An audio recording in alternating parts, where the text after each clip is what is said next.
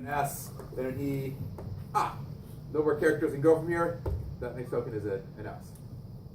Or an E, then an N, then a D. The next character doesn't match anything here. The last character was an N. Make sense? Alright, we got identifiers. Just the E on its own, that's an identifier. All of these on their own are identifiers. And then, of course, if you get any other letter,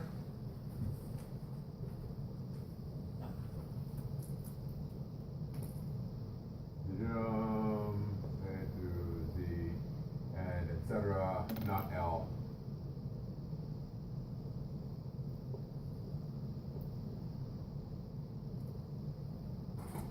Make sense? So let's see, let's go ahead and make this a little bit more clear. Instead of not L, let's not S, this would be A through R, C through Z. And A through C, D, sorry, F through Z. So you start off at the very beginning of your DFA. Say, what's my next character is E, and then the next character is a semicolon. I've got no transition out of the semicolon, so it's an identifier E. Or if we got an E, L, then a space. There's no transition out here with the space, so that's a identifier EL. Make sense? You have some things like here, like you got a semicolon, right, and maybe a space.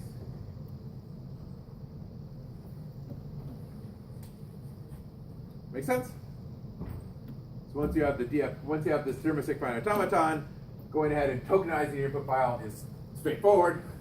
You start at initial symbol, and then as you go through your input file one character at a time, each time you do a character tells you which state to go to. Eventually, when you have no transitions that match the next input, you say, what state am I in? That's the next symbol that I created. Make sense? And you can use deterministic finite automaton for a whole bunch of things outside of just lexical analysis. Since I'm a games guy, a lot of AI games is based on deterministic finite automaton. I'm in a particular state. I set some sentient of my AI is in a particular state.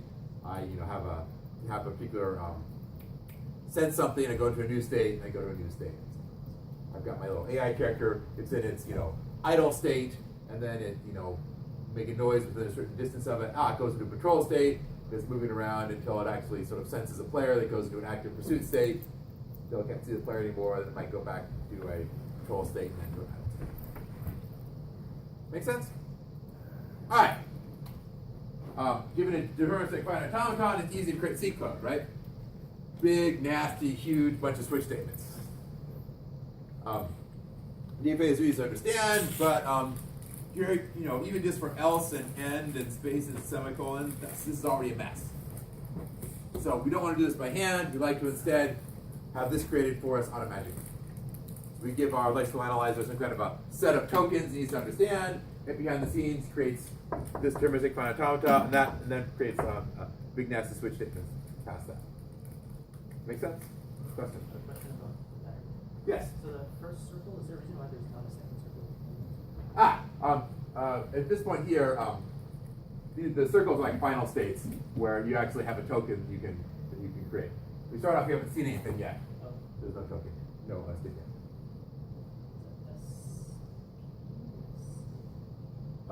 This one here, this would be like a space. Oh. Like a space. So you start off here, you get a space character, you go to like this space state. And there's nothing unusual. If you look at our your skip rules, it's a single space and a single skip rule. Say, you get a space, I go to here, no transitions out of it, that's a space token, but that's a skip token, so I ignore it. You go back to the source state. See another space, skip token, I ignore it. Go up here, say, semicolon token, there's nothing, a semicolon character, the next thing, it doesn't matter what it is, there's no transition out of it, so then I get a semicolon. So if my input file was ELSE semicolon END space EN space semicolon, so I begin to say, get an E, L, S, E, semicolon. Nothing but semicolon, and then else. An else final state, output an else token. I got at the beginning. Semicolon. And then after semicolon is E. Well, there's no E out of this one, so that's a semicolon. Go back here. Now I get an E, N, D, space. There's not a space out of this one, so that's going to be a N token. Go back to the beginning. Space. Go back here. After the space, there's a E. Oh, there's no E space, no E out of this one, so that's a space. So which we ignored because it's a skip roll.